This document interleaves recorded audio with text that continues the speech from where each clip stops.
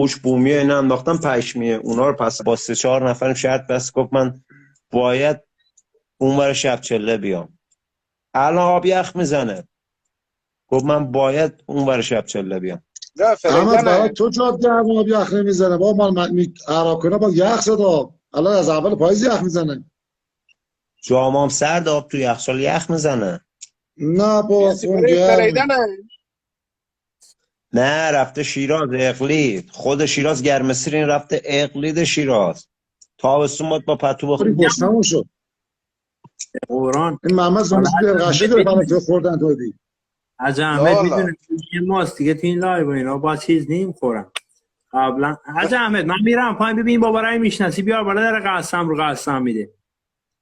اما من از میاد بازی بالا، رو تمام شمه.